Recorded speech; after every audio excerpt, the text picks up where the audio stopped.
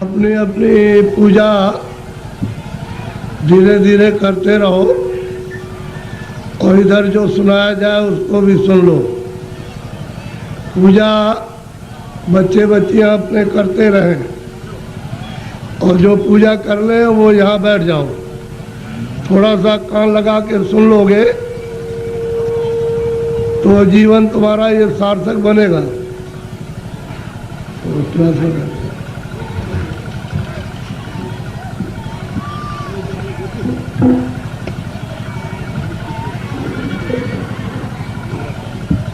दूर कीजिए, दूर।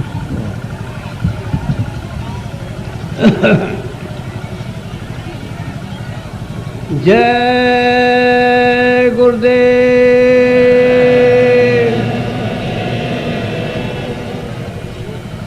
जय गुरुदेव,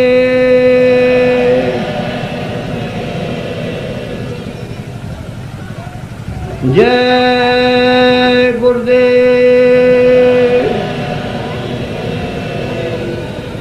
जय गुरुदेव। नाम किसका? जय गुरुदेव। नाम किसका? जय गुरुदेव। नाम किसका? मन तू भजो गुरु का नाम,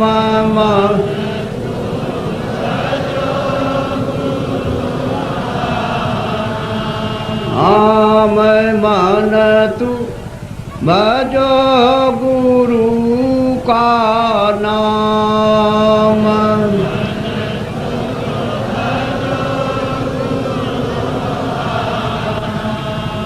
दया मेरे से नर्तन पायो,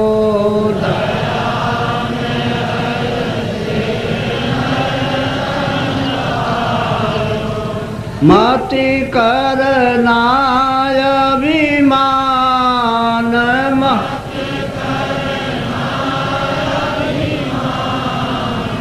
मन तू भजो गुरु का नाम,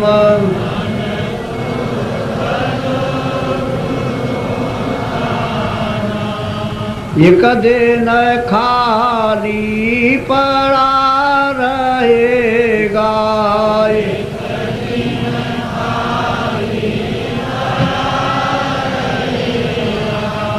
जाई बसे शमशान,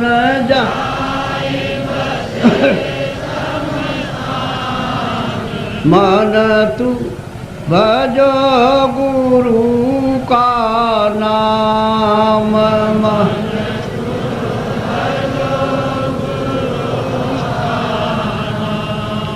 जो धन तुझको दिया गुरु ने, जो धन तुझको दिया गुरु ने, इससे कर कछु काम, इससे कर कछु काम, मन तू भजो गुरु का नाम,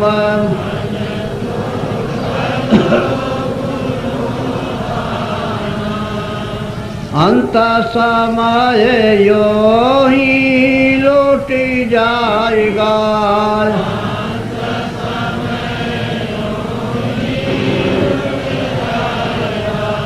संग न जाई छदाम,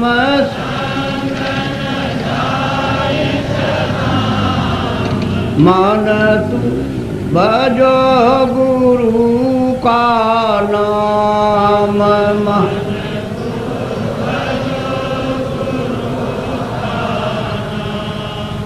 यह संसार रहने का सुपनाय,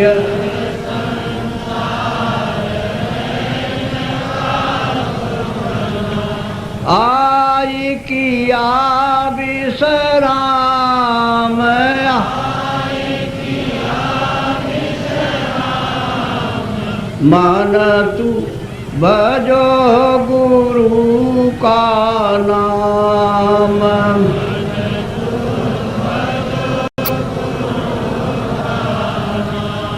चारे देना के संगी सब है,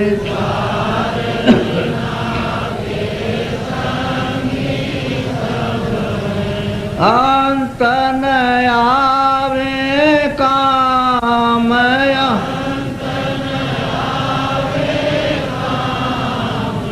मान तू भजो गुरु का नाम।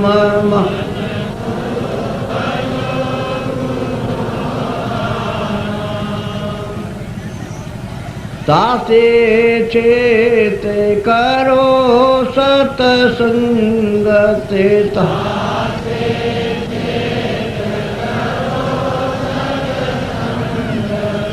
भजन करो आठो याम,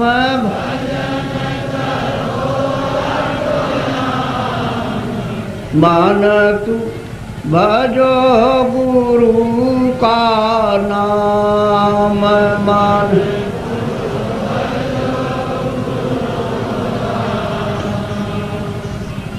यही भजन तेरे संग चलेगा,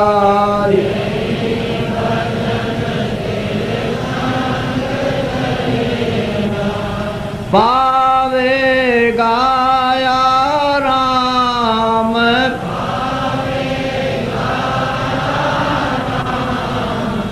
मान तू भजो गुरु का नाम।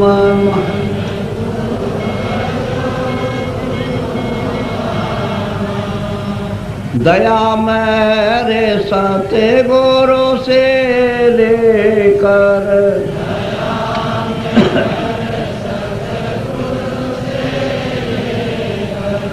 चढ़ो तिरकुटी धाम,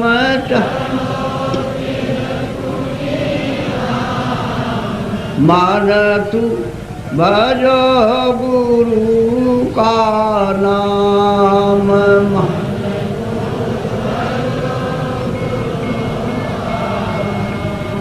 काल कर्म से बंधन छूटेगा,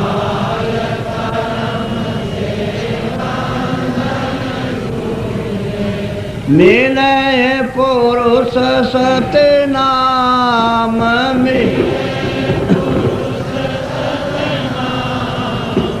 मान तू भजो गुरु का नाम।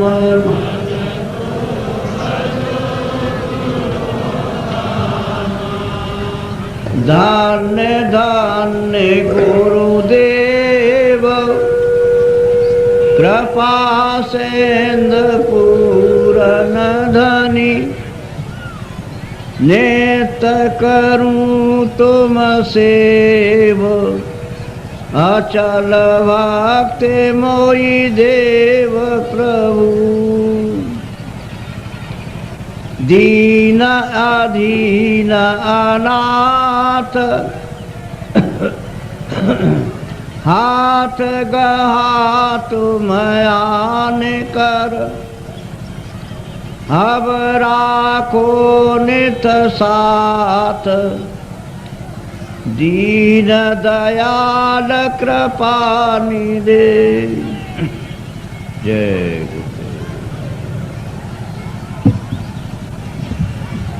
नर नारियों, ये समय बड़े सौभाग्य से कभी कभी किसी को मिलता है, नहीं तो जीवन तो आपका अंधेरे में अज्ञान में व्यतीत हो रहा। दिन में काम करते हो और शाम को घर में बाल बच्चों की सेवा करके सो जाते हो। इतना ही आपका काम और दिन रात का है। इसके आगे ये नहीं सोचना कि मैं कहाँ से आया हूँ और मैं कहाँ जाऊँगा। ये आपको मालूम नहीं होता है कि ये मनुष्य शरीर कितना अमूलक है और ये बार बार नहीं मिलेगा।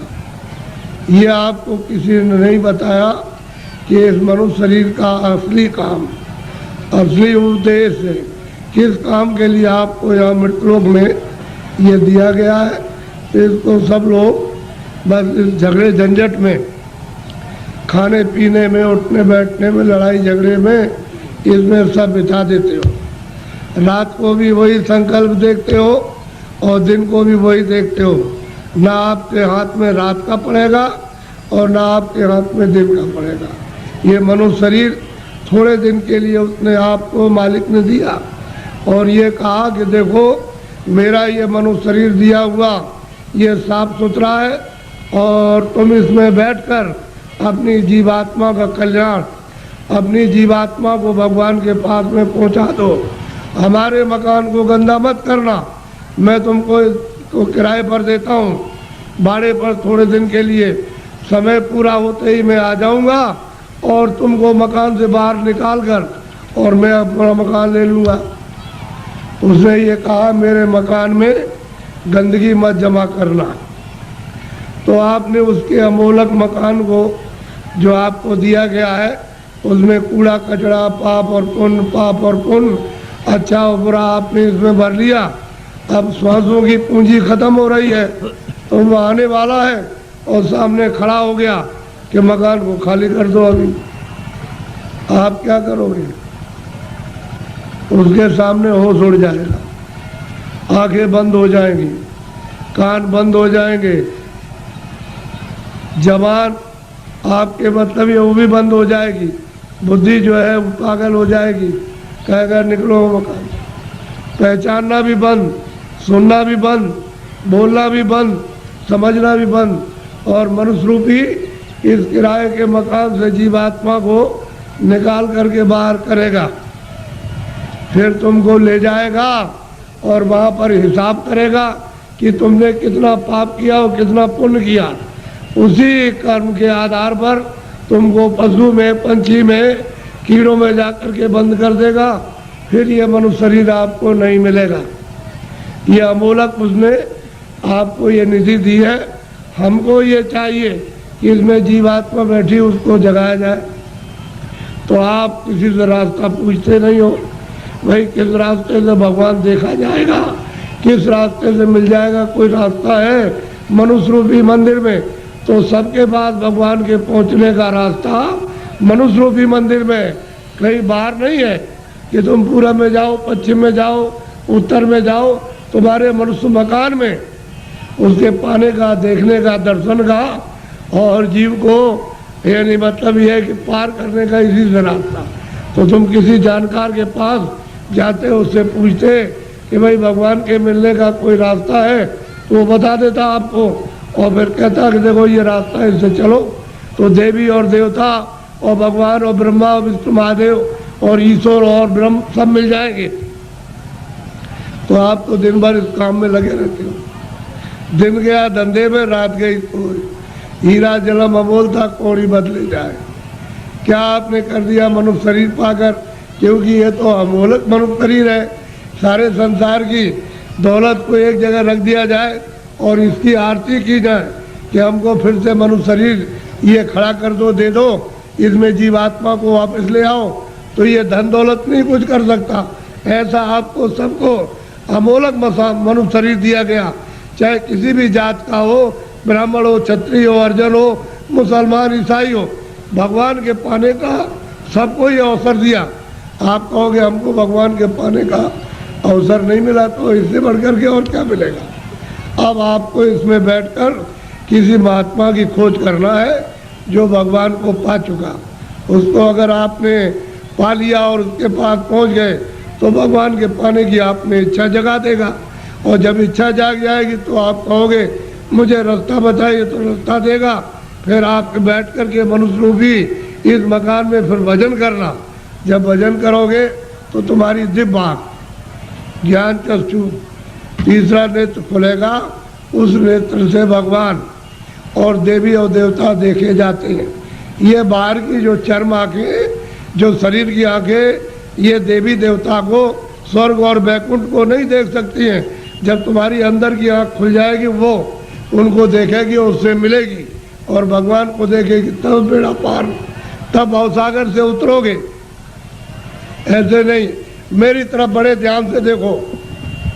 ये दोनों आंखों के बीचों बीच में सब मनुष्यों में ये जीवात्मा बैठी हुई है। इधर देखो आप, ये दोनों आंखों के बीचों बीच में, तो ये शरीर के नाके के ऊपर बैठी है। उधर में स्वर्ग का नाका, इधर मनुष्य शरीर का नाका। तो जो आपको यहाँ बैठाया था और आपने ये कहा था कि जिसको पकड़ के आए उसको छोड़ना नहीं, तो आप सुख सुविधा में लग गए और ये संसार के ये काम ये करने लगे, ये देखने लगे, सुनने लगे और इन पर्दों को ये कहने लगे ये मेरा है, ये बच्चा मेरा है, खेती मेरी है, पेड़ मेरा और ये मेरा और ये मेरा। तो इस लोभ लालच में, मोह ममता में बस गए, तो अंदर में मैल जमा हो गया। तो अंदर की तुम्हारी जो जीवात्मा की आँख थी एक, वो तो हो गई बंद। अब देखना बंद हो गया और सुनना बंद हो गया। तो दो आंखें तुम्हारी शरीर में और एक जीवात्मा में, तीन आँख हो गई। तीन तुम किताबों में देखो, उसमें लिखा हुआ है कि महात्माओं के पास जाओगे तब तीसरी आँख तुमको मिलेगी, और बिना महात्मा के गए हुए तीसरी आँख नहीं। और तीसरी आँख से स्वर्ग मिलेगा, वैकुंठ मिलेगा, ईश्वर का दर्शन होगा। इन चर्म आँखों से देवी देवताओं को आप नहीं देख सकते हो।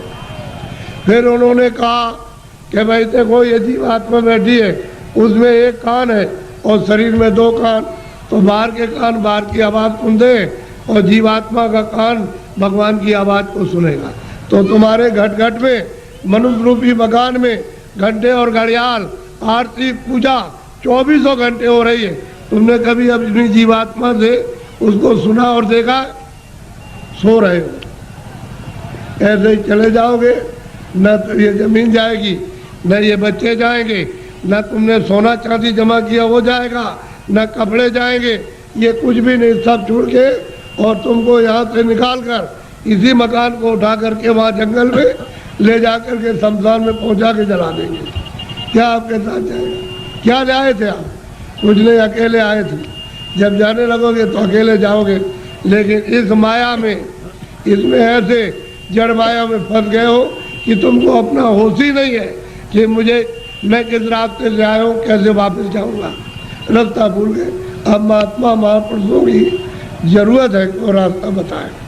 बिना उनके रास्ता बताए हुए जो जानता है वही रास्ता मनुष्य रूपी मकान में बताएगा। और तुम्हारा ये जो दिल है, ये हृदय जो कूड़ा कचरा पाप और पुण्य का यहाँ भरा, यहाँ नहीं, यहाँ कूड़ा कचरा नहीं है, ये सब यहाँ पर भरा हुआ, उसको महापुरुष साफ करेंगे। और फिर जब सफाई कर देंगे तो मन और बुद्धि और चित्त तुम्हारा निर्मल हो जाएगा। तो जीवात्मा जब साफ होगी तो आँख खुल जाएगी, कान भी खुल जाएंगे, सुनने भी लगना और देखने भी लगना। जब दिखाई देगा तो देवी देवताओं से मिलना भी, उनसे बात भी करना, और जो उसका रचने वाला जो है, जिसने ये सब कुछ बनाया, उस ईश्वर का भी दर्शन साक्षात्कार होगा। लेकिन तुम्हारे मनुष्य रूपी मंदिर में ही उसका घाट है, उसके पास जाने का। ये असली मंदिर है, ये मनुष्य मंदिर है। इसी को जिस्मानी मस्जिद कहते हैं, इसी बाटी को कहते हैं चर्च। इसमें जीवात्मा बैठी हुई और जीवात्मा चेतन है, शरीर जड़ है, इसमें आकर के फंस गई। अब इसको कैसे निकाला जाएगा वो तो महात्मा जब युक्ति बताएंगे, रास्ता बताएंगे, तो धीरे से ये जीवात्मा मतलब ये जाग जाएगी और निकल के बाहर शरीर से बाहर खड़ी हो जाएगी। कैसे खड़ी होती है? जैसे मृत्यु के वक्त में जबरदस्ती निकाल के बाहर कर दिया, शरीर ये पड़ा। ऐसे ही साधन भजन करने पर जीवात्मा अलग हो जाती है और शरीर ये पड़ा वो अलग हो गई। तभी तो आप परमात्मा को देख सकोगे। जीते जी सबने कहा है कि मनुष्य रूपी मंदिर में जीवात्मा को घाट पर ला करके जगाओ तो दिव्य नेत्र ज्ञान चक्षु खुल जाए, तो जीते जी भगवान को पाओ। अरे भाई, मीरा ने जीते जी पाया, तुलसीदास ने जीते जी पाया, रैदास जी ने जीते पाया। जब कलयुग में इन लोगों ने जीते जी बहुत महात्मा महापुरुषों ने और सेवकों ने प्राप्त कर लिया, वैसे आप भी कर सकते हो। लेकिन कोई महापुरुष प्राप्त करने वाला मिलना चाहिए। वो नहीं मिलेगा तो जीवन अपना ऐसे ही चला जाएगा। ये जो आप कर्म करते हो ये इंद्रियों का बाहर का कर्म है, जड़। तो जड़ कर्म से जड़ चीज मिलेगी। जड़ कर्म करोगे, इंद्रियां जड़ है, आँख भी जड़ है, कान भी जड़ है, मुख भी जड़ है, हाथ भी जड़ है, पैर भी जड़, ये सारा शरीर जड़ और ये सब सामान जड़ है। तो तुमने जड़ की पूजा, जड़ की प्रार्थना, जड़ का काम और जड़ के कपड़े और जड़ का जल और जड़ की अग्नि, जड़ की वायु, ये सब जड़ का, तो आप इसमें फंस जाओगे तो आपको जड़ चीज मिल जाएगी।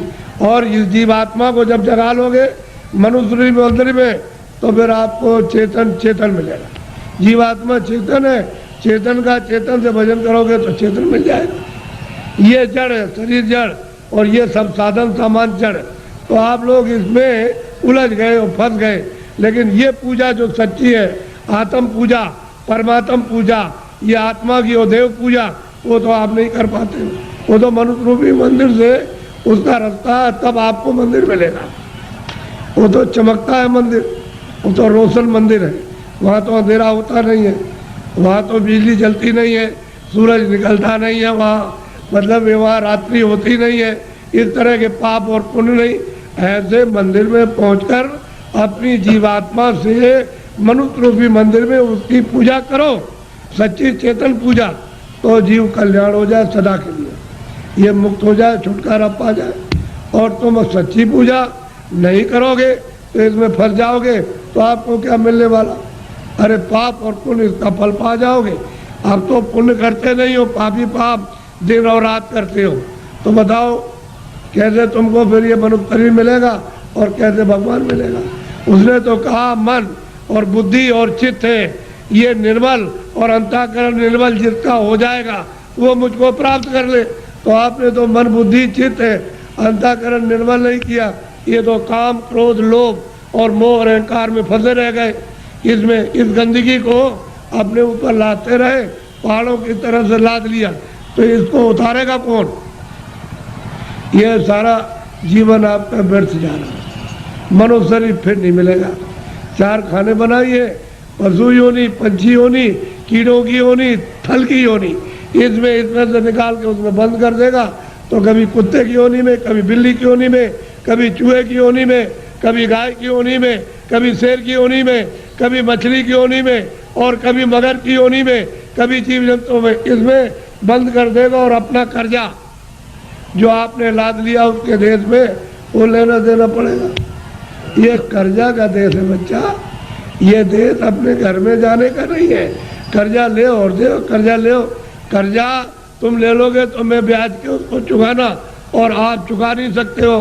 तो कर्म कर्जा है, जो पाप पुण्य करते हो यही पर देना आपको, यही आपको जन्म लेना, यही मरना। इससे छुटकारा इस जीव का नहीं हो सकता। और जब जब मनुष्य शरीर मिला तब तब आपने बर्बाद कर दिया। अब की बिना उसको भी ऐसे ही गवाए देते हो। ये फिर शरीर मिलेगा।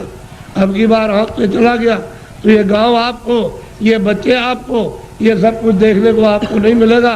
वो दूसरी योनि में कई जंगल में बंद कर देगा, वहाँ करोड़ों वर्षों तक भटकते रहो, रोते चिल्लाते रहो, उस दुख और दर्द में कौन सुनवाई करेगा? और नरकों में भेज दिया तो वहाँ कितने नाम के नरक हैं, उसमें सजाएं देगा, वहाँ से लौट के आ नहीं सकते हो। इस मनुष्य शरीर को सार्थक करो। किसी महात्मा की खोज करके उससे पूछो भगवान के मिलने का कौन सा रास्ता है, तो जो जानता होगा रास्ता तुमको मनुष्य शरीर में बताएगा। फिर घर में आके दिन में खेती करो, दुकान और दफ्तर का काम करो, शाम को बच्चों की सेवा करो और 1 घंटे का समय लगाकर मनुष्य रूपी मंदिर में सच्चे भगवान का अपनी जीवात्मा से भजन, तब वो परमात्मा मिलेगा जीते जी। मरने के बाद बच्चा मिलने वाला नहीं है। तुम ये सोचते हो कि मेरे लोग पीछे के चले गए, वो स्वर्ग चले गए, उनकी कोई चिट्ठी पत्री तुम्हारे पास में आई है कि मैं स्वर्ग में पहुंच गया हूं और तुम यहाँ बैठे हुए हो स्वर्ग के दरवाजे पर, और तुमको भी पता नहीं स्वर्ग क्या चीज है।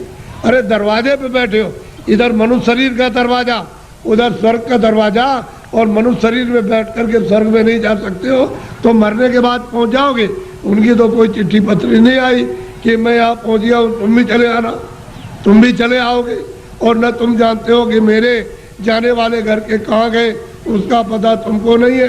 इसलिए मनुष्य शरीर के द्वारा अगर तुम पहुंच गए स्वर्ग में तो पहुंच गए, और ऊपर चले गए तो चले गए, और नहीं पहुंचे तो स्वर्ग जाने वाले मरने की बात नहीं हो।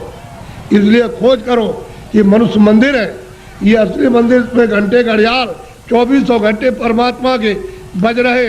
लेकिन तुम्हारी अगर आंख बंद हो जाए, कान बंद हो जाए, तो बाहर से न तो सुनाई देगा न दिखाई देगा। इसी तरह से तुम्हारी अंदर की दिव्य आंख और दिव्य कान तुम्हारे बंद हो गए तो सुनाई और दिखाई नहीं देता। तुम्हारे अंदर के वो दिव्य आंख और दिव्य कान खुल जाए तो सुनाई देने लगे, दिखाई देने लगे। मंदिर में सच्ची आरती करो तो खुश हो जाएगा, प्रसन्न हो जाएगा, तुम्हारा हो जाएगा कल्याण। पूजा करो, प्रेम के साथ पूजा कर लो, लेकिन देवता से ये कहो कि मुझे सद्बुद्धि दो कि मनुष्य रूपी मकान में बैठकर मैं अपनी जीवात्मा को जगाऊं और दिव्य नेत्र खोल करके आपका सच्चा दर्शन करूं। ये ठीक। और मांगो कि कोई महात्मा जानने वाले मिल जाए जो वहां तक पहुंचे हो देवी देवताओं के पास और उस परमात्मा के पास, और वो हमको रास्ता बता दे, और उनकी कृपा से और दया से रास्ता पा जाए हम आपके पास और भगवान के पास पहुंच जाए। ये देवी देवताओं से, गंगा जमुना से प्रार्थना करना चाहिए, और ये प्रार्थना करनी चाहिए कि ऐसी सद्बुद्धि दो कोई पाप कर्म न करे, कोई झूठ न बोले, धोखा न दे, बेईमानी न करे। जितना भी काम करे, नेक काम करे, अच्छा काम करे, पुण्य का काम करे, किसी को सताए नहीं, किसी को मारे नहीं, के घर में किसी के खेत में चोरी न करे। ये देवताओं से प्रार्थना आपको गंगा जमुना में स्नान करते हुए करना चाहिए। अब आप